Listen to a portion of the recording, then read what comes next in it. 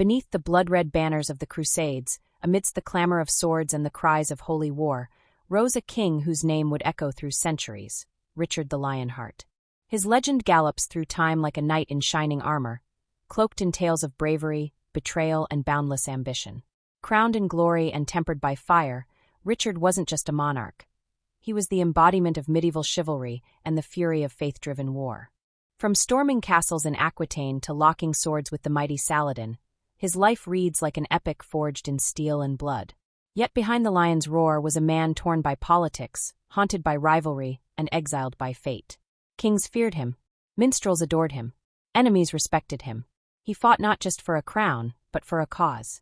And in doing so, Richard became more than just a king. He became a myth. In the grand narrative of medieval Europe, few figures shine with the same enduring brilliance as Richard the Lionheart. Known in his own time as Richard Coeur de Lion, he is remembered not merely as a king, but as an icon of knightly valor, a crusading hero, and a man whose legend has often eclipsed the historical truths of his reign. His story reads more like the epic of a warrior than the account of a monarch, a blend of battlefield triumphs, political intrigue, and mythic resonance that has fascinated historians, writers, and artists for centuries. Born on September 8, 1157, at Beaumont Palace in Oxford, Richard was the third legitimate son of King Henry II of England and Eleanor of Aquitaine, two towering figures of the medieval world. From the start, he was steeped in the complexities of dynastic politics and the vast reach of the Angevin Empire, which at its height stretched from the Scottish border to the Pyrenees. Yet even as a prince, it was clear that Richard was destined for more than just inheritance. He was driven by an unquenchable thirst for glory and a fiery temperament that would come to define both his successes and failures. Richard's legacy is rooted in contradiction. Though he spent only a few months of his 10-year reign, 1189 to 1199, in England and spoke little of the English language, he remains one of the most celebrated monarchs in British history. He was, in essence, a European prince and warrior first, an English king second. His heart belonged to the chivalric ideals of the time, the crusade, the sword, the battlefield, rather than the courtly matters of governance and domestic rule. His kingdom, to him, was a means to fund his ambitions in the East, particularly the grand endeavor of reclaiming Jerusalem during the Third Crusade. It is this vision of the pious Night King riding toward glory in the Holy Land that has immortalized Richard in popular memory. Indeed, the Crusades were the crucible in which Richard's legend was forged.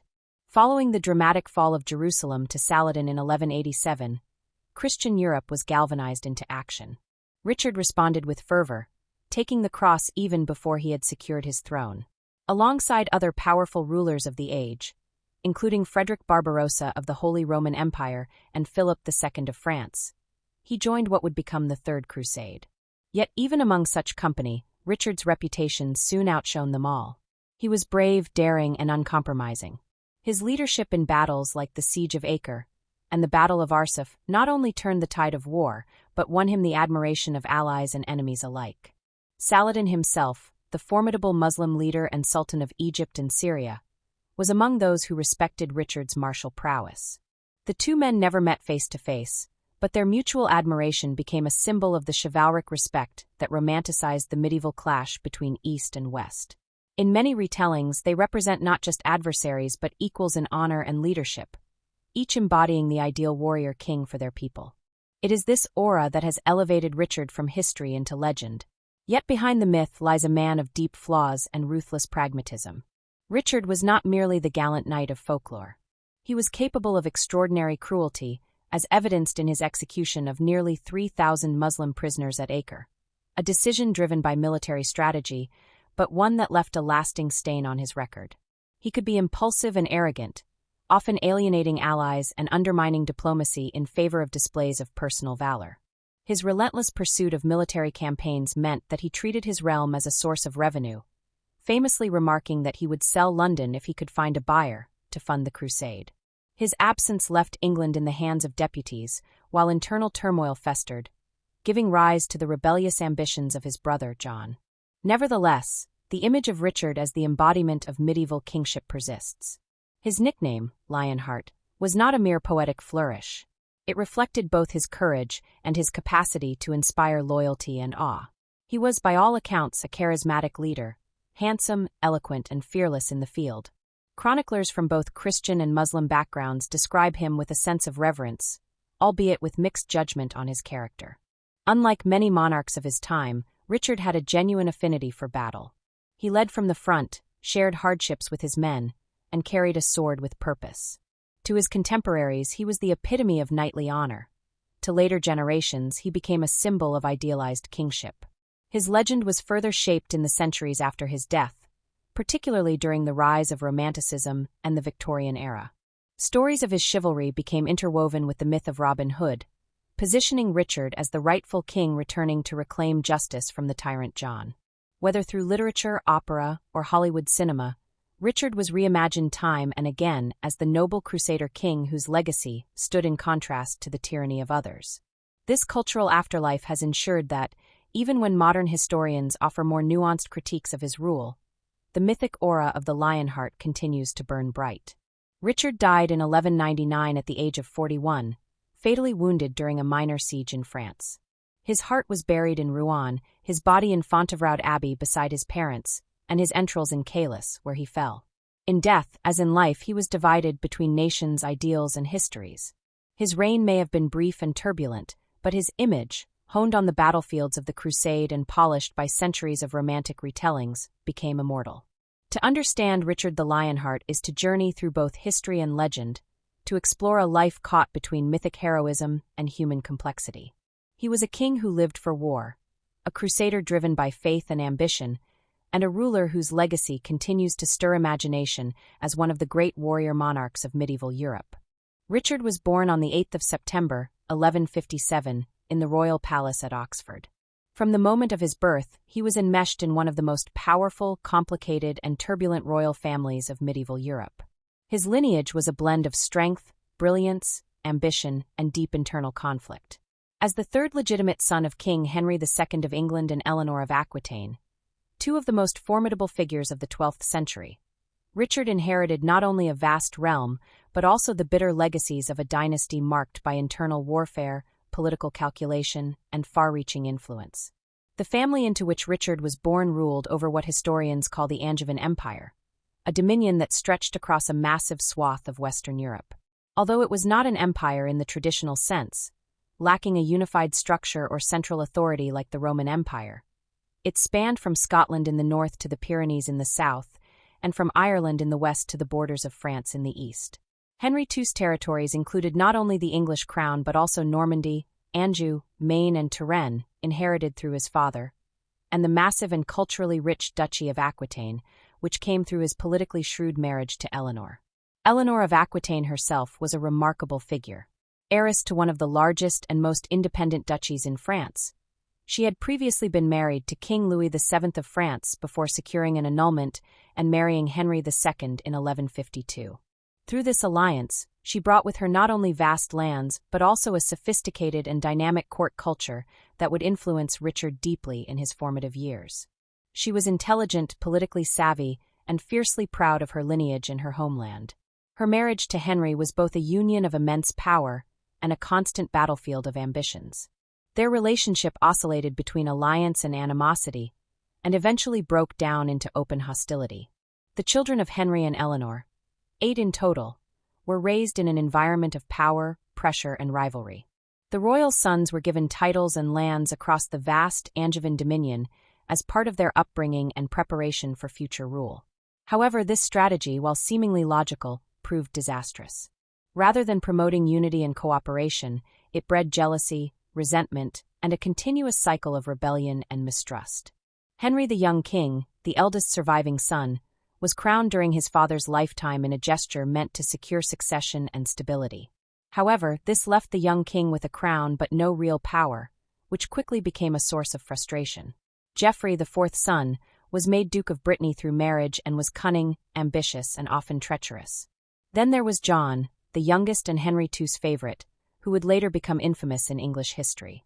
Among these volatile siblings stood Richard, Duke of Aquitaine, a title granted to him by his mother when he was just a teenager.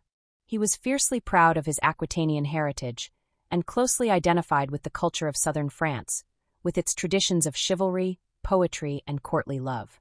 From a young age, Richard distinguished himself through his bravery and martial skill. Unlike some of his brothers, he was not content to play a ceremonial role. He was active in governance and eager for military action. The rivalry between the brothers and their father erupted in open rebellion in 1173. Spurred on by dissatisfaction with their lack of real power and possibly encouraged by Eleanor herself, the young king, Richard, and Geoffrey launched a massive uprising against Henry II. The rebellion drew in many disgruntled nobles from across the Angevin territories and even foreign monarchs like Louis VII of France. Although the rebellion ultimately failed, and the princes were forced to submit to their father's authority, the trust within the family was shattered. Eleanor was imprisoned for her role in the revolt, and the seeds of long-term familial disunity had been sown. Despite the rebellion, Richard continued to play an important role within the Angevin political landscape. As Duke of Aquitaine, he took on the responsibility of quelling local revolts and maintaining authority in a duchy that was notoriously difficult to govern. The Aquitanian nobility were proud and fiercely independent, and Richard's efforts to impose order met with significant resistance. His response was ruthless, but effective.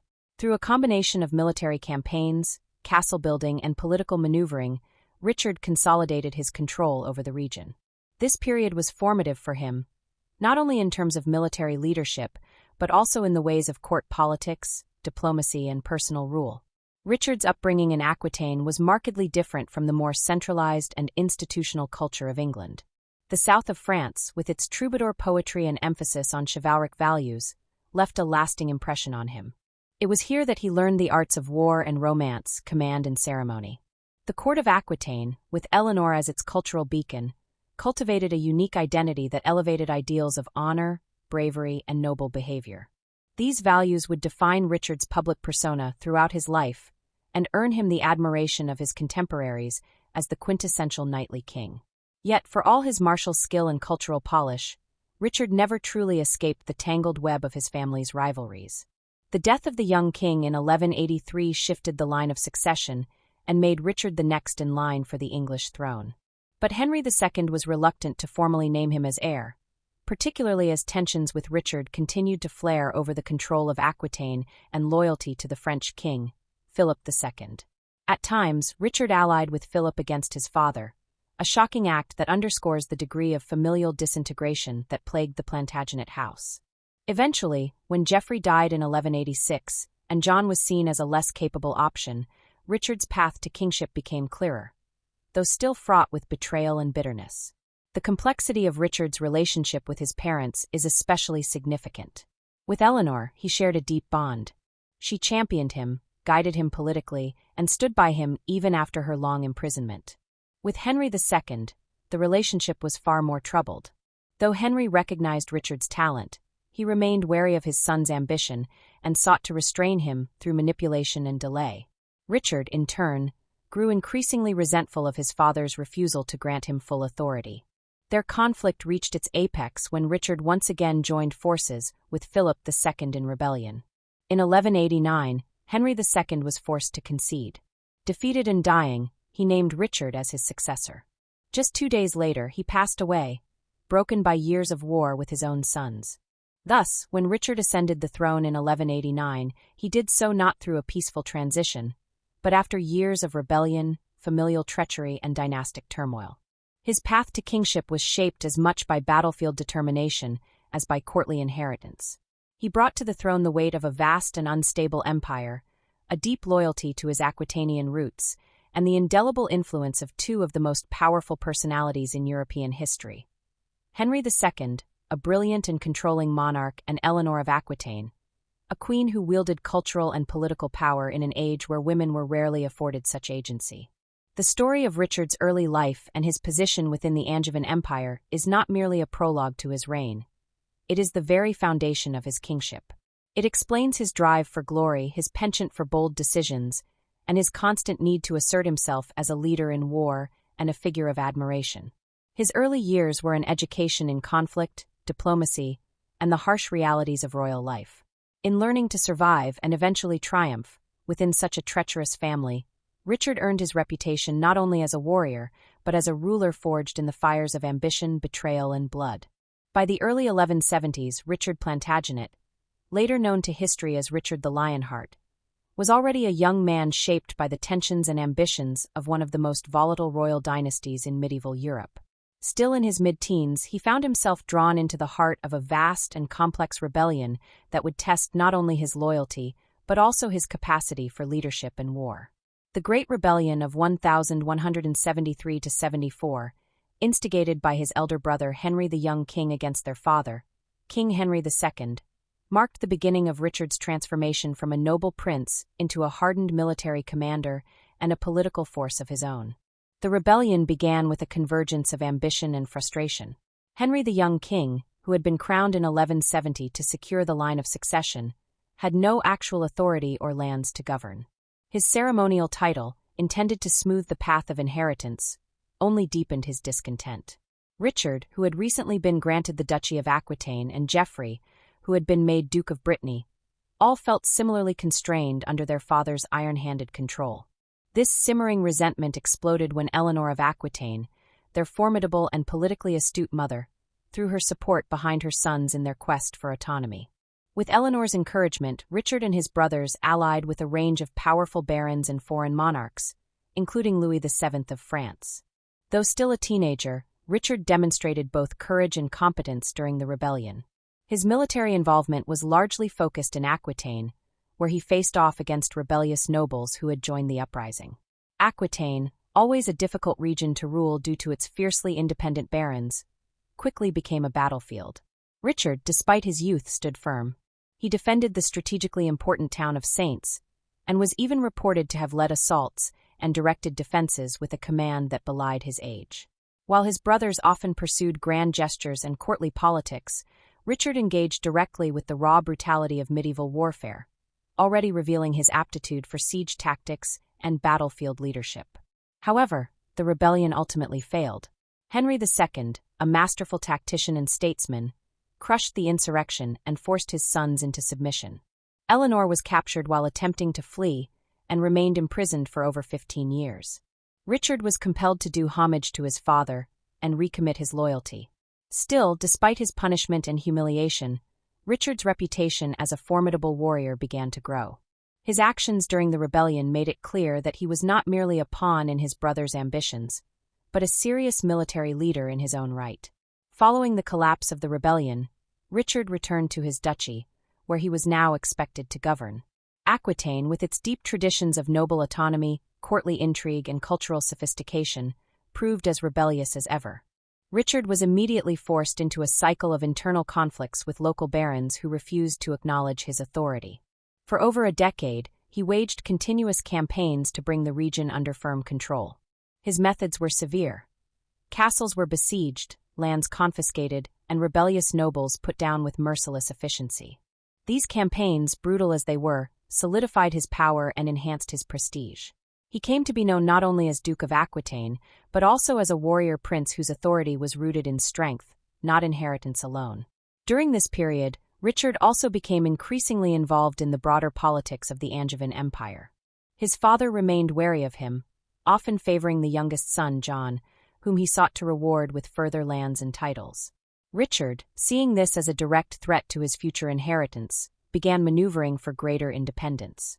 The friction between father and son intensified through the 1180s, reaching a peak when Richard began aligning himself with Philip II of France. This alliance, though politically dangerous, gave Richard leverage. Philip was a rising power in Europe and a shrewd manipulator, and he saw in Richard both a useful ally and a potential wedge to break the might of the Angevin dominion. In 1187, as tensions escalated, Richard shocked the medieval world by paying homage to Philip for his continental lands, essentially acknowledging the French king as his overlord in a public rejection of his father's supremacy. This was not only a personal betrayal, but a political earthquake. Henry II's empire was built on a delicate balance of vassalage and overlordship, and Richard's allegiance to the French king undermined it at its core. War became inevitable, and once again, father and son were enemies. The final confrontation between Henry and Richard came in 1189.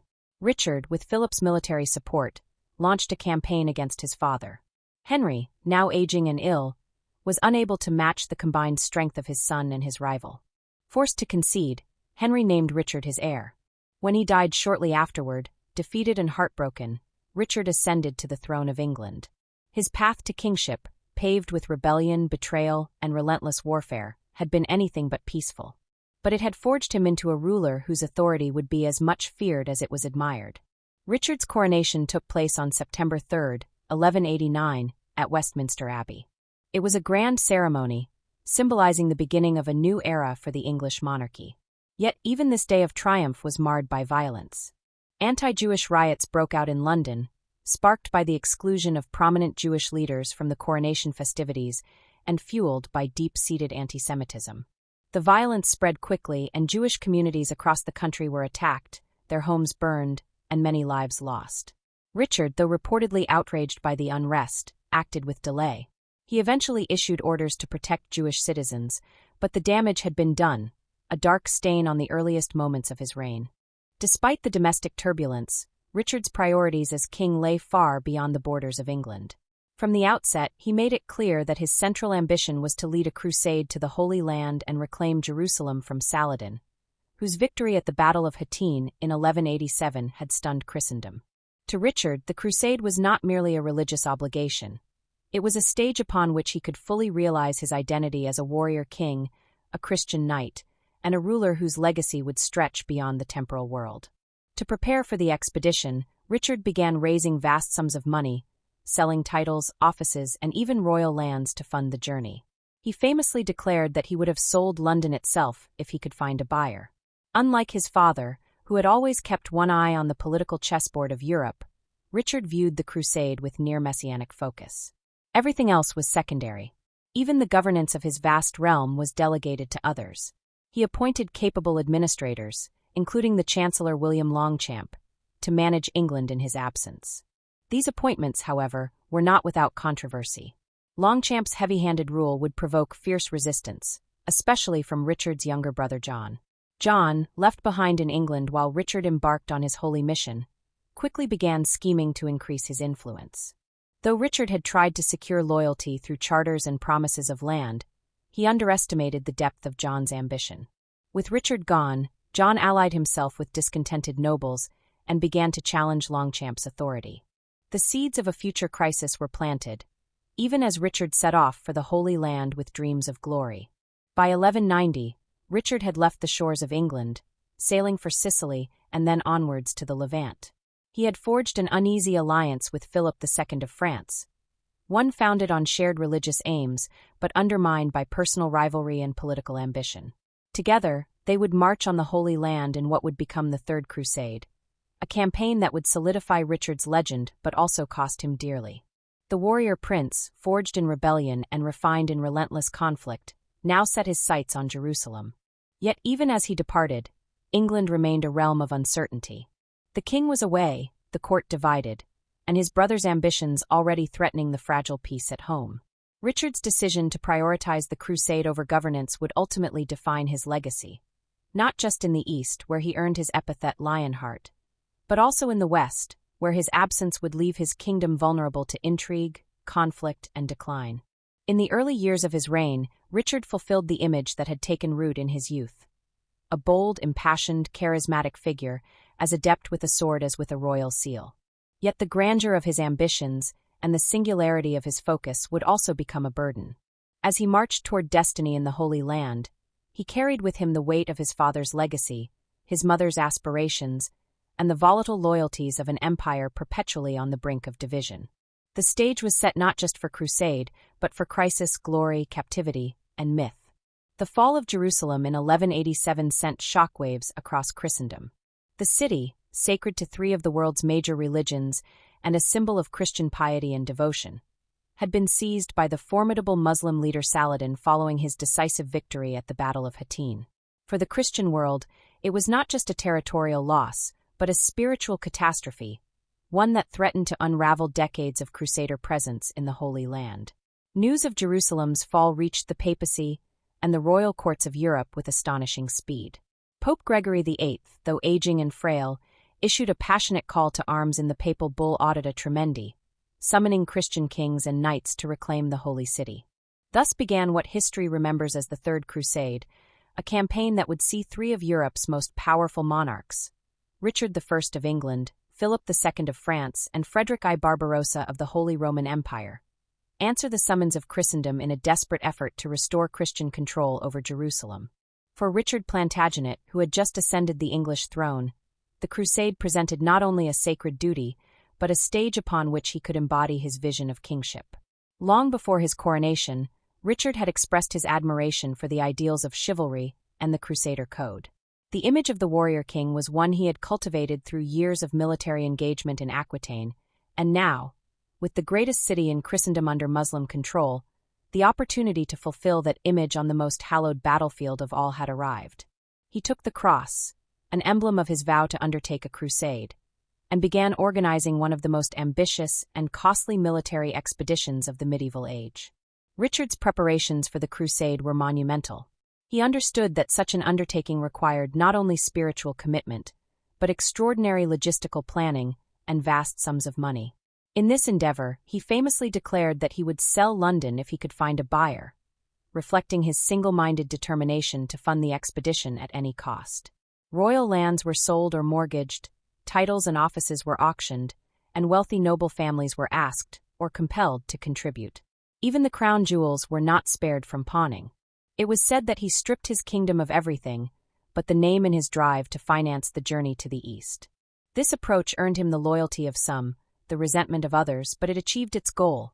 Richard amassed an army, equipped ships, secured provisions, and gathered a war chest large enough to sustain a long campaign abroad. As he made preparations, Richard entered into negotiations with Philip II of France. The two kings had long shared a complicated relationship, marked by periods of alliance and rivalry. Nevertheless, both had committed to the crusade and saw strategic value in combining their forces. A treaty was brokered, outlining terms of mutual support and division of spoils in the Holy Land. Frederick Barbarossa, the aging emperor of the Holy Roman Empire, also committed to the crusade, giving the campaign unprecedented weight in terms of manpower and political influence. Yet despite the Grand Alliance, tensions were never far from the surface. Richard and Philip, both ambitious and proud, viewed one another with suspicion and barely concealed competitiveness. In 1190, Richard departed from England, leaving behind a kingdom carefully delegated to loyal administrators. He had entrusted William Longchamp, the Chancellor, with broad powers, and attempted to bind his brother John to loyalty through generous land grants. But even as his ships set sail, the political situation back home remained delicate. Richard's absence created a vacuum, and John's ambitions would soon threaten to undermine the very stability that Richard had tried so hard to preserve. The fleet carrying Richard and his crusading army encountered immediate difficulties. A storm scattered the ships as they crossed the Mediterranean, forcing some vessels off course. Others were wrecked or captured, and communication between the various detachments became strained. Richard himself found refuge in Messina, the capital of Sicily, where he paused to regroup and address an unfolding political crisis. Sicily, under King Tancred, had become a hotbed of intrigue. Tancred had seized power after the death of King William II, sidelining Constance, the rightful heiress and wife of Holy Roman Emperor Henry VI. Complicating matters further was the presence of Richard's sister Joan, the widow of William II, who had been placed under house arrest by Tancred. Richard's intervention in Sicilian politics was both bold and effective. He demanded his sister's release and asserted his military might by occupying strategic positions in Messina. When Tancred hesitated, Richard launched an assault and seized the city. The resulting negotiations ended with a treaty favorable to Richard. Joan was released, and Tancred agreed to pay a substantial sum as a gesture of goodwill. This display of force earned Richard respect, but also fueled Philip's jealousy, as the French king viewed Richard's actions as disruptive and self-serving. The fragile unity between the two monarchs was already beginning to fray. From Sicily, Richard continued his journey toward the Levant, but his expedition soon took a detour that would have lasting consequences. A storm drove some of his ships to the island of Cyprus, which was then under the control of Isaac Komnenos, a rebellious Byzantine governor. When Richard's men were mistreated and his fiancée, Berengaria of Navarre, was endangered by the chaos, Richard responded with characteristic decisiveness. He launched an invasion of the island, quickly defeating Isaac's forces and capturing the entire territory. Cyprus was a strategic prize, offering safe harbors, supplies, and a base of operations for the crusade. Recognizing its value, Richard took control and later sold the island to the Knights Templar before it passed into the hands of Guy of Lusignan, a former king of Jerusalem. It was during his brief stay in Cyprus that Richard married Berengaria of Navarre. The marriage, arranged for political convenience, took place on May 12, 1191 in Limassol. Berengaria was crowned Queen of England, though she would never set foot in the kingdom itself during Richard's reign. The marriage, though publicly celebrated, remained a distant and largely symbolic union.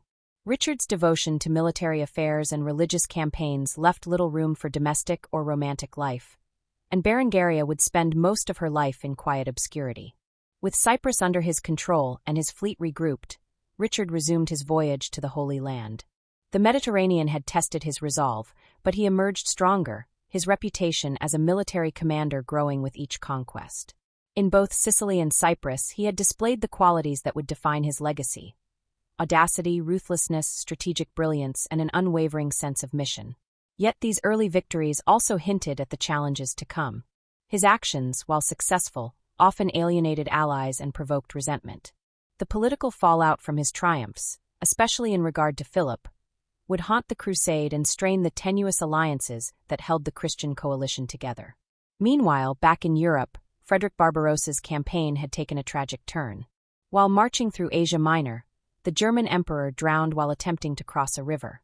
His death led to the disintegration of the German contingent, as many soldiers returned home in disarray. This left Richard and Philip as the primary leaders of the Crusade. Though united in their religious purpose, their conflicting interests and personal animosities would soon threaten the cohesion of the entire enterprise.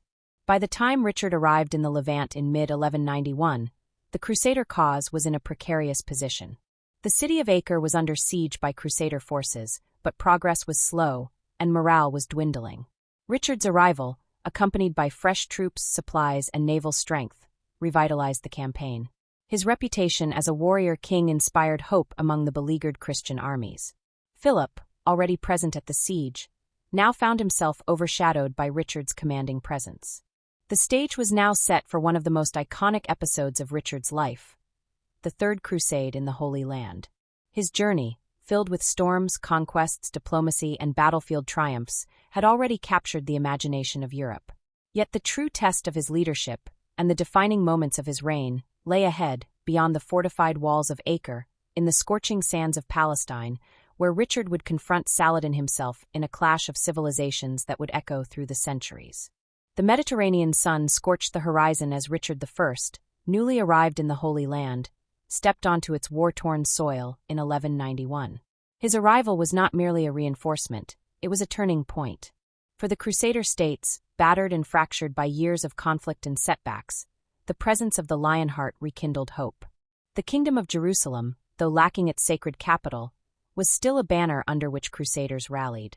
Richard's legendary reputation preceded him. Soldiers who had been languishing in the stagnant siege of Acre now found new energy, their spirits buoyed by the king whose name had become synonymous with courage, strategy, and divine purpose. The city of Acre was pivotal to the Crusader effort. Strategically situated on the coast, it was a gateway into the interior of the Holy Land. But for nearly 2 years, Crusader forces had struggled to breach its defenses. The city, surrounded by Saladin's army on one side and the Crusaders on the other, had become a blood-soaked pressure cooker. Richard, wasting no time, threw himself into the campaign with characteristic urgency. He ordered siege engines constructed and meticulously coordinated assaults against the city's fortifications. His military discipline turned chaos into order, uniting disparate Crusader factions under a common strategy. Meanwhile, Saladin, ever watchful, maintained pressure from outside the city, attempting to disrupt Crusader supply lines and morale. He was a brilliant tactician, revered not only by Muslims but by many of his Christian enemies for his integrity and chivalry. But even his resolve could not stop the inevitable. By July 1191, after intense bombardment and dwindling supplies, the Muslim defenders within Acre capitulated. The city was surrendered to the Crusaders, and a garrison of thousands laid down arms. Victory, however, brought not unity but division. The tensions between Richard and Philip II of France, already fraying during their journey east, now ruptured entirely. Philip, always wary of Richard's growing prestige, felt marginalized and outmaneuvered. With Acre secured and his health failing, Philip chose to return to France, citing illness but also taking the opportunity to attend to political matters in Europe. His departure placed the weight of leadership on Richard's shoulders, who, undeterred, assumed full command of the Crusader effort. The fall of Acre marked a high point in Richard's campaign, but it also ushered in a darker episode. Negotiations over the fate of Muslim prisoners broke down, and after failed ransom exchanges, Richard ordered the execution of over 2,000 captives. The massacre, while seen by some as a tactical necessity, was condemned by others as an act of cruelty. Saladin, for all his own ruthlessness, refrained from responding in kind, choosing instead to treat his Christian captives with restraint. The stark contrast between these actions added complexity to the reputations of both men, Richard the unyielding commander, Saladin the noble adversary. With Acre secure, Richard turned his gaze southward. The road to Jerusalem was long, arduous, and perilous. Saladin had not retreated, he had merely repositioned. The Muslim army lurked in the forests and hills, harrying the Crusader march and cutting off stragglers. Richard, despite the heat and constant threat of ambush, kept his forces disciplined. His command was absolute, his eye on every detail, from supply logistics to cavalry formations. This vigilance paid off when the two forces met at Arsuf. The Battle of Arsuf, fought on September 7, 1191, was a defining moment in Richard's career. Saladin's tactics, refined over years of warfare, emphasized attrition and psychological pressure. He launched wave after wave of mounted archers, hoping to weaken the Crusader column and draw them into a disorganized melee. For hours, Richard held his men back, resisting the urge to engage too early. Then, at a carefully chosen moment, he unleashed a devastating counterattack. Knights of the Hospitaller and Templar orders, alongside his own elite troops, charged with ferocious precision, scattering the Muslim lines. The battlefield fell silent under the weight of Crusader steel and discipline. Though Saladin's forces were not annihilated, they were soundly defeated, and Richard's leadership earned universal acclaim. Yet, for all his military brilliance, the path to Jerusalem remained elusive. The Holy City, heart of the Crusade's spiritual mission, remained in Muslim hands. Its defenses were formidable, and the city's symbolic weight made it a prize too important to risk lightly. Richard knew that capturing Jerusalem only to lose it again, as had happened before, would be a hollow victory. Logistical concerns also loomed. Supply lines stretched thin, desert terrain punishing and morale wavering. Added to this were disagreements within the Crusader ranks, especially over who should rule the recovered territories. The debates grew bitter. Some leaders, like the Duke of Burgundy, pushed for an immediate assault on Jerusalem. Others, including Richard, advocated caution. Twice the Crusaders advanced to within sight of the city's walls, only to retreat. The indecision bred frustration, not least within Richard himself. He longed to fulfill the Crusade's ultimate goal, yet his duty as king, and as a realist, forced him to consider the wider consequences. A failed siege could cripple the Crusader effort permanently. And while Saladin was under pressure, he was far from defeated. In the midst of these maneuvers, an unlikely relationship developed between Richard and Saladin. Though they never met in person, their mutual respect became the stuff of legend. Messages passed between the two leaders, often courteous and even humorous. Saladin once offered medical aid when Richard fell ill. Richard, in turn, praised his adversary's honor and skill. In an age marked by brutality and intolerance, this chivalric rapport stood out, capturing the imagination of chroniclers for centuries. It was as if both men recognized in the other a kindred spirit, a fellow warrior, committed to a cause greater than himself. With Jerusalem unreachable for the moment, Richard focused on consolidating Crusader holdings along the coast. He recaptured key towns such as Jaffa and Ascalon, strengthening the Christian position and ensuring a stable base of operations.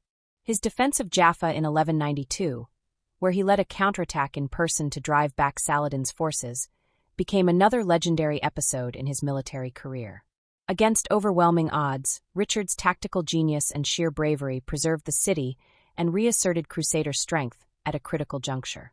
By the summer of 1192, both Richard and Saladin were exhausted. Years of campaigning had drained resources and tested loyalties. Political pressures in Europe, especially news of John's machinations and Philip's opportunism, pressed on Richard's mind. Saladin, too, faced growing discontent among his emirs and the strain of maintaining unity across his vast territories. Neither man could claim total victory, but neither was willing to concede defeat outright. The result was a pragmatic solution: negotiation. The Treaty of Jaffa, signed in September 1192, was a bittersweet compromise. Under its terms, the Crusaders retained control of the coastal strip from Jaffa to Tyre, ensuring Christian pilgrims could travel safely to Jerusalem. The city itself remained under Muslim rule, but a fragile peace took root. Richard's vow to reclaim the Holy City remained unfulfilled, yet the crusade was not a failure. He had preserved the Crusader states, humbled Saladin on the battlefield, and secured Christian access to the sacred sites. The war ended not with a grand triumph, but with an uneasy respect forged between two indomitable men. With the treaty signed, Richard prepared to return home. He had been away from England for nearly 3 years, and his absence had left his kingdom vulnerable. His brother John, once pledged to loyalty, had begun to stir rebellion. Philip of France, ever opportunistic, had encroached on Richard's territories in Normandy. The king's journey back would not be smooth. Shipwrecked off the Adriatic coast and traveling incognito through Central Europe, Richard was captured near Vienna by Duke Leopold of Austria, whom he had offended during the Crusade, and handed over to the Holy Roman Emperor. Thus began a new chapter in Richard's life, one not of glorious conquest but of imprisonment, ransom, and the long, complicated struggle to reclaim his throne. Yet even as he languished in captivity, the legend of the Lionheart only grew. Bards sang of his valor, chroniclers recorded his exploits, and the common folk whispered tales of the king who had crossed continents to fight for faith and honor. Richard may not have conquered Jerusalem, but he had won something far more enduring: a place in history as the ultimate Crusader king.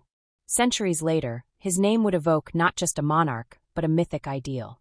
He became a symbol of noble warfare, of chivalric virtue, of the eternal tension between spiritual purpose and temporal power. His clashes with Saladin became the epitome of knightly respect and rivalry, an embodiment of the very best and worst of medieval warfare. The dusty fields of Arsuf, the bloody gates of Acre, the stalemate outside Jerusalem. These were the battlefields where two giants of their age met and shaped the destiny of empires. And in that crucible of faith and conflict, Richard the Lionheart earned his immortality. In the twilight of the 12th century, amid the clamor of steel and the solemn chants of pilgrim armies, Richard the Lionheart emerged as the epitome of the knightly ideal. Towering in stature both literally and figuratively, he was hailed across Christendom as a model of chivalry. Bold in battle, eloquent in speech, steadfast in his crusading zeal. His charisma burned with a rare intensity, and his presence alone could rally wavering troops or strike fear into seasoned adversaries. To his contemporaries, Richard wasn't merely a king. He was a living legend, cast in the mold of Arthurian fantasy, a warrior chosen by divine providence to carry the cross into battle against the enemies of the faith. But beneath the polished armor and poetic songs of minstrels lay a man far more complex, more contradictory than legend allowed. For all his knightly virtues, Richard was not immune to the brutal necessities of medieval warfare. One of the most haunting episodes of his career occurred shortly after the fall of Acre. Faced with logistical pressures and stalled ransom negotiations, he ordered the execution of more than 2,000 Muslim prisoners, men, women, and children. They were marched outside the city walls and slaughtered en masse. Some chroniclers attempted to justify the massacre as a strategic decision, meant to demonstrate resolve or expedite further negotiations with Saladin. Others, even in their own time, recoiled from the sheer savagery of it. This act stands in stark contrast to the celebrated chivalric image of Richard. And therein lies the essential tension of his legacy. He embodied a code of honor that could, when convenient, be cast aside in favor of military expediency. Chivalry, as practiced in the Crusades, was not a uniform ethic. It bent to the needs of conquest, survival, and kingship. The same man who exchanged gifts and mutual respect with Saladin also sanctioned atrocities without hesitation. This dissonance was not unique to Richard, but in his case, the scale and spectacle of both his virtues and his flaws made it particularly glaring. Even so, the allure of his reputation persisted. The West, hungry for heroes, clung to the romanticized image of Richard as the Lionheart, valiant, just, and indomitable. He was seen not merely as a monarch, but as the embodiment of the crusading spirit. In him, the ideals of Christian kingship, defender of the faith, warrior of the righteous cause, lord of courage and charisma, found their fullest expression. He lived by the sword, governed with an iron will, and ruled more from the field than the throne. His legend became a prism through which generations viewed the complex theater of the Crusades, even when the reality was far darker and more morally ambiguous. With the Treaty of Jaffa concluded, and the Holy Land's fate hanging in a fragile balance, Richard turned his gaze westward. It had been years since he set foot in England. The crusade, for all its valor and effort, had ended in a partial success, a hard-earned stalemate. Now the king faced a new danger not on the battlefield, but on the long and perilous journey home. In 1192, Richard began his return to Europe in secret. He had many enemies, and not only among the Saracens. His departure from the Holy Land was covert, his route circuitous. Traveling through the Adriatic and Central Europe, he avoided major cities and traveled in disguise to elude those who might seek to capture or kill him. But fortune abandoned him in the heart of the continent. Near Vienna he was recognized, according to some accounts, due to a lavish ring or a careless word, and taken prisoner by Duke Leopold of Austria. This arrest was more than a mere diplomatic insult. It was a political earthquake. Leopold, still nursing resentment from earlier slights during the Crusade, handed Richard over to his overlord, Emperor Henry VI of the Holy Roman Empire. There, in the cold cells of Germany, the King of England, hero of the Third Crusade, conqueror of Acre, scourge of Saladin, sat in chains. Back in England and France, chaos erupted. News of Richard's capture sent shockwaves through the nobility. His brother John, ever the opportunist, seized the moment. He had long harbored ambition for the throne, and now began a campaign to consolidate power, forging alliances and casting doubt on Richard's possible return. Across the Channel, Philip II of France, who had long envied Richard's dominance, moved swiftly to take advantage. He attacked Angevin territories and wrote gleefully to John with the infamous line, "Look to yourself, the devil is loose." As negotiations for Richard's release began, the price set by Emperor Henry was staggering. 150,000 marks, a sum so colossal it equaled 2 to 3 times the annual income of the English crown. Raising such an amount required a monumental effort. In England, the economy was upended by the demand. Special taxes were levied, church plate was seized, and gold was scraped from altars. Nobles and commoners alike were forced to contribute, their loyalty tested in the most tangible way. The kingdom bled silver for its absent king. At the heart of the ransom effort was a figure as formidable as Richard himself, his mother, Eleanor of Aquitaine. Now in her 70s, Eleanor showed none of her age's frailty. She traversed the kingdom, rallied barons, and negotiated with bishops. Her energy and will were astonishing. A queen mother, widow, and matriarch, Eleanor embodied the very spirit of dynastic resilience. Without her tireless advocacy and political maneuvering, Richard's ransom might never have been paid. It was during this time that the legend of Blondel the minstrel emerged, a tale of love, loyalty, and romantic rescue. According to the story, Blondel, a faithful troubadour and friend of Richard's, wandered Europe singing a song known only to him and the king. When he heard it answered from a tower's window, he knew he had found his master. Though apocryphal, the tale captured the imagination of Europe. It transformed Richard's captivity into a chivalric fable, fitting neatly into the growing mythos surrounding him. Meanwhile, the consequences of Richard's absence were severe. John, though ultimately unsuccessful in seizing the throne, left a trail of unrest and uncertainty. In France, Philip II took castle after castle, shrinking the Angevin footprint. Loyalists in England were divided and anxious, unsure whether to prepare for Richard's return or pledge fealty to the new regime. The English crown itself felt less like a seat of power and more like a pawn in a much larger imperial game. Finally, after months of diplomatic wrangling and the unprecedented collection of the ransom, Richard was released in 1194. He emerged from captivity unbroken, his authority intact, and his appetite for battle as fierce as ever. But the landscape had shifted. The dream of the Crusade was behind him, the trust within his own family fractured, and the Angevin Empire under threat. Richard wasted no time reasserting his rule. He returned to England not for a quiet reunion, but to reclaim his realm with characteristic ferocity. John was stripped of his holdings and publicly humiliated, though Richard stopped short of full punishment. With swift reforms and demonstrations of royal power, Richard re-established control, then turned his focus to France, where Philip II continued to press his advantage. Despite spending only a few months in England after his return, Richard's influence was deeply felt. His ability to mobilize the realm, to inspire loyalty even after long absence and immense financial burden, was a testament to his leadership. His people, though impoverished by the cost of his ransom, still revered him as the lion-hearted king. The final years of his reign were dominated by campaigns in Normandy and Aquitaine.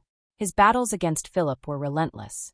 Richard, now more a soldier than a king in the traditional sense, lived in castles and on horseback. His court was mobile, his advisors mostly military. He built fortifications like Château Gallard, designed to assert dominance and guard the Norman frontier. Even in his final days, he never ceased being the warrior king. The irony of his end was bitter. In 1199, while besieging a minor castle in Caylus over a dispute about a hidden treasure, Richard was struck by a crossbow bolt. The wound became infected. After days of agony, he died, reportedly pardoning his killer before passing. The lion had roared his last. But the legend only grew. In memory, Richard remained the ideal king, daring, defiant, devout. His captivity became a tale of romantic endurance, his ransom a national sacrifice, his crusade a symbol of noble struggle. The contradictions of his life, mercy and massacre, chivalry and cruelty, were smoothed over by myth. He became a fixture of song and saga, more eternal than the realms he fought to defend. And so, centuries later, Richard the Lionheart endures. Not merely as a monarch who went to war for Jerusalem or as a prisoner who shook empires, but as a king who embodied the contradictions of his age. His story, steeped in glory and grief, reflects not only the ideals of medieval kingship, but also its harsh realities, where honor walked hand in hand with bloodshed, and greatness demanded a price paid by thousands. Richard the Lionheart's return to England in 1194 was marked by triumph, but also by the weight of a kingdom left in turmoil during his long absence. The monarchy had been endangered by the schemes of his brother John, who had usurped power in Richard's absence and conspired with Philip II of France. Richard's return was a moment of reckoning not just for his enemies, but also for those who had once been loyal to him. It was a time for Richard to reassert his authority, punish the traitors, and stabilize his reign after a prolonged period of captivity. His first order of business was to deal with the rebellion and betrayal that had unfolded during his absence. Prince John, ever ambitious and hungry for power, had seized the opportunity to weaken Richard's reign. With the financial strains caused by Richard's ransom, John had allied himself with the French king, Philip II, and had set about undermining his brother's authority. John's supporters had seized key territories in the Angevin Empire, and Richard's return was seen as an immediate challenge to these usurpations. Upon arriving in England, Richard quickly set about suppressing the rebellion and punishing those who had supported John's cause. Some of John's closest allies were executed, and their lands were seized to send a clear message of the king's resolve. Richard's strategy was swift and uncompromising. He had little patience for traitors and made sure that any remnants of John's faction were scattered. This stern approach consolidated his power, though it further alienated John, who would never fully reconcile with Richard. John's failure to act decisively during his brother's absence would haunt him throughout his life, and the relationship between the two brothers became increasingly strained. Richard's next major focus was securing the Angevin lands in France, which had been threatened by Philip II during the years of Richard's captivity. Richard had inherited a vast empire, but with that wealth came constant threats from both external forces and within his own court. Philip, taking advantage of Richard's absence, had taken control of several territories, including Normandy. Richard's determination to hold on to his lands and restore his authority over the French possessions led to a final campaign in France. This was to be the last major military engagement of his reign. In this final campaign, Richard focused on the northern territories of his empire, including Normandy. Richard knew that without these lands, his position as the ruler of the Angevin Empire would be compromised.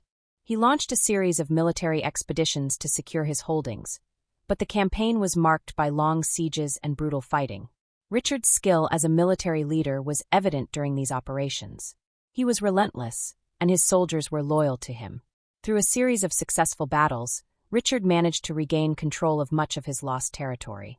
However, his continued conflict with Philip II, combined with the increasing pressures on the empire, highlighted that his reign was not going to last forever. The wars, combined with the political instability caused by his absence, drained resources and left Richard's kingdom vulnerable to internal and external forces. Alongside his military efforts, Richard also focused on fortifications and military reforms.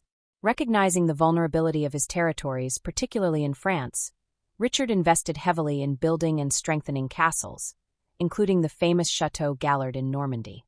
This was a formidable fortress, strategically placed to defend the vital Norman territories from French incursions. Richard's military genius extended beyond battlefield tactics to the architecture of war. He understood that castles were not just symbols of power, but essential to the long-term defense of his realm. Richard's reforms were not just limited to military matters. His relationship with his loyal nobles and key advisors was crucial to maintaining stability in his reign. Richard had a small, trusted circle of advisors who were fiercely loyal to him, and he relied heavily on them during both his campaigns and his efforts to restore order at home. His relationship with Eleanor of Aquitaine, his mother, was particularly significant. She had been instrumental in raising the funds for his ransom, and she played an important political role in his reign, especially in handling the delicate matters of governance during his absence. Eleanor was not only a mother, but a shrewd political operator who had outlived 2 husbands and continued to wield significant influence over her children and the kingdom. Despite Richard's successes in these final years, the strain of his reign was evident. His wars, his long absences from England, and his focus on military and strategic matters had come at a cost. While Richard's reign was marked by significant accomplishments on the battlefield and in securing his holdings, his ability to fully rule over England itself was somewhat compromised. The English nobility, already restless during Richard's absence, had grown uneasy with the constant wars and heavy taxes needed to finance the campaigns. Richard's reign had been more about maintaining and expanding his empire rather than consolidating his authority at home. As a result, while Richard remained a hero in the eyes of many, his legacy in England was mixed. Richard's final years were tragic not just in the military sense, but in terms of his health and the toll that his campaigns had taken on him. He had always been a warrior king, and his identity had been tied to his martial prowess. Yet, the very life that made him a legend also led to his downfall. In 1199, while besieging the castle of Caille-Chabrol in central France, Richard was struck by a crossbow bolt. The injury seemed minor at first, but the wound became infected, and Richard's condition rapidly deteriorated. The siege at Caylus was a relatively minor engagement, one of many skirmishes fought during Richard's final campaign to secure his kingdom. However, it would become the final chapter of his life. The bolt that struck him was fired by a young archer, and while it is not certain whether the shot was intentional or merely a part of the chaos of battle, Richard's response was immediate. He ordered the capture of the archer, who was eventually executed. Despite the severity of his wound, Richard refused to allow his army to halt the siege. He continued to command his forces, his body weakening with each passing hour. After several days of suffering, Richard's condition worsened, and he was finally carried away from the battlefield to a nearby castle. The infection spread rapidly, and Richard, despite his courage and resilience, succumbed to the wound on April 6, 1199, at the age of 41. Richard's death was a profound shock to Europe. His reign had been marked by almost constant military activity, and his death was seen as the end of an era for the Angevin Empire. The great warrior king, who had led armies across the Holy Land and fought countless battles, had fallen in the most ignoble of ways, by a single arrow. His death left England and his French territories in disarray. His brother John, the usurper, would now inherit the throne of England, though not without contention. Richard's death, followed by John's poor rule, eventually led to the loss of the Angevin Empire in France, setting the stage for future conflicts between England and France. Richard's body was taken back to England, where he was buried at Fontevraud Abbey in France, beside his father, Henry II, and his mother, Eleanor of Aquitaine. The funeral rites were attended by many of his loyal subjects, and his tomb became a site of pilgrimage for those who revered him as a hero. His death, though early and tragic, only cemented his place in the annals of history as one of the most iconic figures of the medieval period. The news of Richard's death reverberated across Europe, and reactions were mixed. To his allies and subjects, he was mourned as a great king and warrior, a ruler whose courage had inspired generations. However, his enemies, particularly Philip II of France, saw his death as the end of a formidable adversary. Philip's immediate reaction was a mixture of relief and calculation, as he recognized the opportunity to gain even more ground in the ongoing struggle for control of the Angevin territories. Richard the Lionheart, who had spent his life fighting for his lands and his ideals, left behind a legacy that was both heroic and tragic. He died on the battlefield true to his nature, but his death also marked the end of an era. His passing left a kingdom fractured, an empire weakened, and a future uncertain. Despite these challenges, Richard's legend would endure for centuries, and his name would forever be associated with the ideals of chivalry, bravery, and the warrior king. His story became the stuff of myth and legend, a reminder of the power of the individual in the age of knights and kingdoms. Richard the Lionheart remains one of the most iconic figures of the medieval period, celebrated as a hero by many, but scrutinized as a flawed and controversial monarch by others. The complexity of his legacy lies in the contrast between his legendary feats of war and the realities of his reign, which was marred by political instability, prolonged absences, and contentious relationships with his family and allies.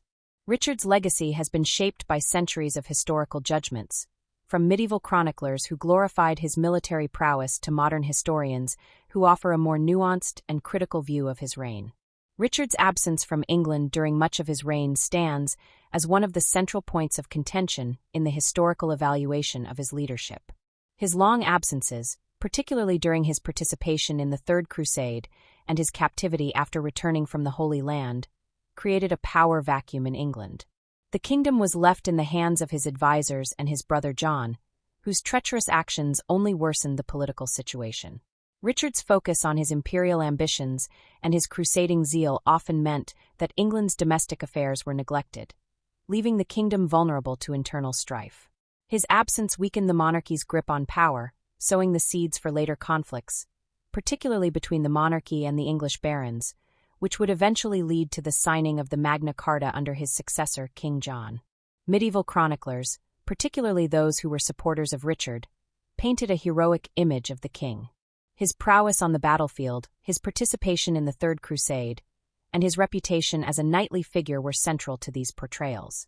Chroniclers such as Roger of Hoveden and the anonymous author of the Gesta Regum Anglorum emphasized Richard's valor, military skill, and dedication to the Christian cause. These medieval accounts often presented Richard as the embodiment of chivalric virtues, bravery, honor, and a sense of divine mission. His actions in the Crusades, particularly his military successes in the Holy Land and his high-minded treatment of Saladin, were idealized as a reflection of his status as the quintessential Night King. However, modern historians have tended to offer a more critical analysis of Richard's reign. While they acknowledge his military genius and the importance of his role in the Third Crusade, they also point out the negative consequences of his policies and decisions. Richard's overwhelming focus on warfare, both during the Crusades and in his struggles to maintain his French territories, often came at the expense of effective governance. His decision to leave England for extended periods not only drained the royal treasury but also alienated the nobility, who resented his absence and the heavy taxes levied to fund his military campaigns. Furthermore, Richard's failure to establish a stable and effective administrative system in England contributed to the eventual weakening of the monarchy. The question of Richard's character also looms large in the historical evaluation of his legacy. Some historians have characterized him as a warrior king, a man driven by personal ambition and a desire for glory rather than a sense of duty to his subjects. This interpretation suggests that Richard's actions, including his brutal treatment of prisoners during the siege of Acre and his disregard for the welfare of his people, reflect a king whose priorities were shaped more by personal glory and the chivalric ideals of the time than by a genuine concern for the well-being of his kingdom.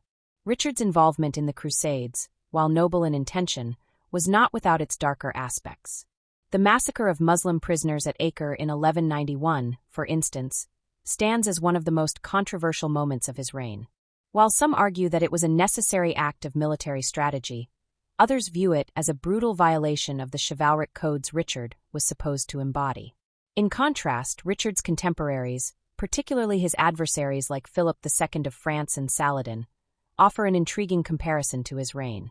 Philip II, also known as Augustus, was a shrewd and calculating ruler who focused on consolidating his power in France rather than engaging in distant wars. While Richard was off fighting in the Holy Land, Philip seized opportunities to expand his territories, eventually gaining control over much of the Angevin Empire. Philip's methodical approach to governance and diplomacy contrasted sharply with Richard's impulsive military campaigns. Richard's failure to secure a lasting peace with Philip, or to properly manage his French territories, ultimately contributed to the decline of the Angevin Empire. In this sense, Richard's reign must be seen in contrast to Philip's successful consolidation of power in France, which laid the groundwork for the eventual rise of the Capetian monarchy. Similarly, Saladin, the legendary Muslim leader, is often seen as Richard's counterpart in the Crusades. While Richard and Saladin are remembered for their mutual respect and chivalric conduct during the Crusades, their differing leadership styles offer valuable insights into their respective legacies. Saladin, much like Philip II, was a pragmatic ruler who prioritized political stability and the unity of his empire.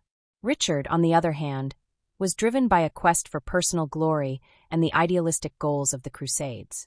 Their contrast lies not only in their motivations, but also in their long-term political outcomes. Saladin's leadership ultimately succeeded in securing Muslim control over Jerusalem and other key territories, while Richard's crusade, though seen as a military success, failed to achieve its ultimate goal, the permanent recapture of Jerusalem. Richard's legacy also intersects with the broader history of the Crusades. While he is remembered as one of the most prominent and charismatic leaders of the Third Crusade, his involvement in the Crusades ultimately highlights the complex relationship between religion and politics during this period. Richard's actions, particularly his military campaigns in the Holy Land, were not solely motivated by religious zeal, but were also shaped by the political and strategic interests of the time. His decision to leave England for such a prolonged period, as well as his focus on securing his French territories, reveals that his motivations were not purely driven by religious fervor. This has led some historians to argue that Richard's legacy as a Crusader king is somewhat overstated, as his achievements in the Holy Land were limited and did not result in a permanent victory for Christendom. In terms of his impact on European politics, Richard's reign left an indelible mark on the balance of power between England and France. His absence from England allowed Philip II to gain significant ground in the ongoing struggle for control of the French territories, and his failure to secure a lasting peace or effective governance in the territories he held in France contributed to the eventual loss of much of the Angevin Empire. Richard's reign can thus be seen as both a high point of medieval chivalry and a moment of political miscalculation, as his focus on military conquest ultimately weakened the foundations of his empire. Richard's legacy as a ruler is one that invites debate. To some, he is the embodiment of knightly virtue, a heroic figure who sacrificed much for the glory of God and the defense of Christendom. To others, he is a flawed monarch whose focus on warfare and personal glory came at the expense of his kingdom and his people. The judgments of medieval chroniclers who lionized Richard as a hero contrast sharply with the more critical views of modern historians, who recognize the complexities and contradictions of his reign. In the end, Richard the Lionheart remains a figure whose legacy is shaped by both his extraordinary military achievements and the harsh realities of medieval kingship. His reign, marked by both brilliance and failure, serves as a testament to the challenges faced by rulers in an age of warfare, political intrigue, and shifting allegiances. Whether regarded as a hero or a tyrant, Richard's legacy endures as one of the most fascinating and debated in European history. Richard the Lionheart, or Richard I of England, remains a figure whose legacy has transcended history and entered the realm of myth and legend. His deeds on the battlefield, his participation in the Crusades, and his captivating personality have contributed to a portrayal of Richard that is at once heroic and complex. Over the centuries, Richard's image has been shaped by a multitude of stories, from the legendary tales of Robin Hood to the modern retellings of his exploits in literature, film, and television. These representations have immortalized Richard as a larger-than-life character, blending fact with fiction and transforming him into a symbol of knightly valor, courage, and the ideal of the warrior king. However, beneath this mythologized version of Richard lies a more nuanced and sometimes contradictory figure, a king whose reign was marked by both remarkable achievements and significant flaws. One of the most enduring myths associated with Richard is his connection to the legend of Robin Hood. The tales of Robin Hood, the outlaw hero who robs from the rich and gives to the poor, are among the most famous and enduring folk stories of medieval England. Though the historical accuracy of the Robin Hood legend is debated, the character of Richard the Lionheart often appears in these tales as a symbol of justice, fairness, and nobility. In many versions of the Robin Hood stories, Richard is depicted as a king who, while away on the Crusades, is unaware of the injustices committed by his brother, John, and the corrupt officials who govern in his stead. The legend portrays Richard's return to England as a moment of reckoning, in which he rightfully punishes those who have wronged the common people, especially John, the villain of the tale. The connection between Richard and the Robin Hood legend has been shaped by a combination of historical events and imaginative storytelling. Richard's absence during much of his reign created a vacuum of power that allowed John to act as a regent, a role he took full advantage of, leading to widespread discontent among the people. The contrast between the just and noble Richard, who returns from the Crusades to right the wrongs committed in his absence, and the treacherous, greedy John, who becomes a symbol of tyranny, forms the backbone of the Robin Hood myth. In this way, Richard becomes a symbol of the rightful king, one who is closely aligned with the values of fairness and chivalry that the legendary outlaw hero embodies. The association between Richard and Robin Hood has, over time, reinforced the image of Richard as a noble and heroic figure, even though the historical reality of his reign was far more complicated. Beyond the Robin Hood stories, Richard's image as a heroic and chivalric king has been perpetuated through numerous works of literature, plays, films, and television series. Richard's role in the Third Crusade, his military prowess, and his status as a romanticized figure have made him a popular subject in medieval and romantic literature. In the early stages of his legendary status, Richard was often portrayed as the epitome of chivalric virtue, a king who upheld the ideals of bravery, honor, and self-sacrifice. These qualities were celebrated in works of romantic literature and chivalric fantasy, which depicted Richard as the ideal knight and warrior. His image as the Lionheart, a king who fought for both his faith and his empire, made him a symbol of the medieval knightly code. In the plays and novels of the 19th and early 20th centuries, Richard was often cast as a romantic hero, a figure who embodied the ideals of knighthood and the quest for glory. In works such as Sir Walter Scott's Ivanhoe, Richard appears as a central figure, a noble and chivalrous king who leads his knights in defense of Christendom. This portrayal of Richard as the ultimate Night King, a leader whose very presence inspires loyalty and courage in his followers, further cemented his reputation as one of the most admired figures of the medieval period. Scott's portrayal, while not strictly historical, contributed to the mythologization of Richard, casting him in a light that was both noble and grand, elevating his status beyond that of a mere historical monarch. The popularity of Richard as a literary and cultural figure continued into the 20th century, particularly in films and television shows. Richard has been portrayed by a variety of actors, with varying degrees of historical accuracy, often as a figure who embodies the values of the Crusader and the chivalric tradition. Films such as The Crusades, 1935, and King Richard and the Crusaders, 1954, have presented Richard as a heroic, larger-than-life figure, engaged in a righteous battle for Christianity in the Holy Land. These portrayals often emphasize Richard's military skill, his strategic genius, and his personal charisma, painting a picture of a king whose very presence commanded respect and admiration. In modern television, Richard continues to appear as a central character in historical dramas and fictionalized portrayals of the medieval period. For example, in the TV series Robin Hood, 2006 to 2009, Richard is portrayed as a noble and brave king, whose absence allows his brother John to take power and commit unjust acts. His eventual return to England is depicted as a moment of redemption, where he restores order and justice to the kingdom. These modern portrayals continue to emphasize Richard's association with the ideals of chivalry, courage, and justice, even as they blend historical facts with fictional elements. While Richard's image as the heroic Lionheart has been perpetuated through these various portrayals, the symbol of the Lionheart itself carries both positive and negative connotations. On one hand, Richard's reputation as the Lionheart speaks to his extraordinary bravery and military prowess. The lion, traditionally seen as a symbol of courage, strength, and nobility, has come to represent Richard's fearlessness in battle and his unwavering commitment to his cause. This image of Richard as a courageous and indomitable warrior has resonated with generations of people, making him a beloved figure in the popular imagination. However, the symbol of the Lionheart also carries darker implications. The lion is not just a symbol of nobility and strength. It is also a predator, a creature that strikes fear into its enemies. Richard's relentless military campaigns, his brutal treatment of prisoners, and his merciless behavior towards his enemies, especially during the Crusades, have led some historians and critics to view his actions as cruel and excessive. The Lionheart, in this sense, can also be seen as a representation of Richard's capacity for violence and ruthlessness. While he may have been a courageous and capable warrior, his methods of achieving victory often involved tactics that were harsh and unforgiving. This duality in the symbolism of the Lionheart reflects the complexities of Richard's character, whose courage and brilliance in battle were sometimes overshadowed by his cruelty and disregard for the consequences of his actions. The portrayal of Richard as a knightly hero, however, is not without its contradictions. Despite his reputation as a brave and chivalrous king, Richard's reign was marked by significant political challenges and failures.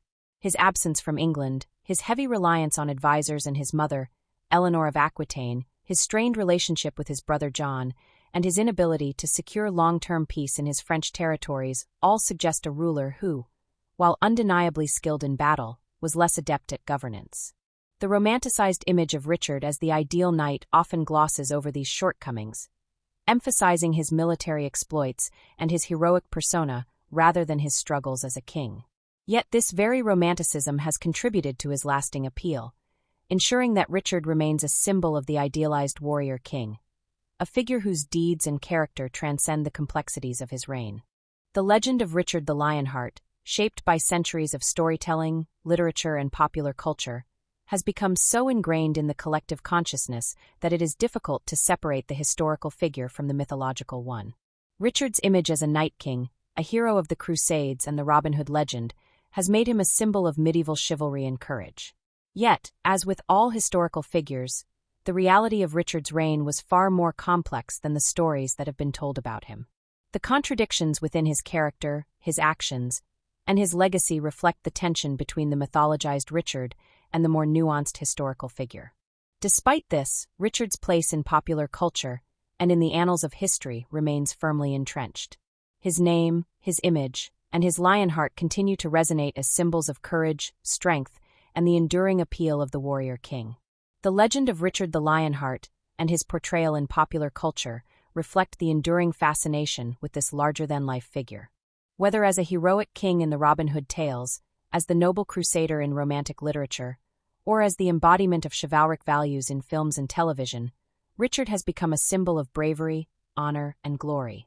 However, the complexities of his reign, his political challenges, and his sometimes ruthless nature remind us that the myth of the Lionheart, like all legends, is a blend of truth and fiction. The real Richard, though a remarkable and accomplished monarch, was a man whose legacy was shaped by both his triumphs and his failures, and whose story continues to captivate the imagination of people around the world.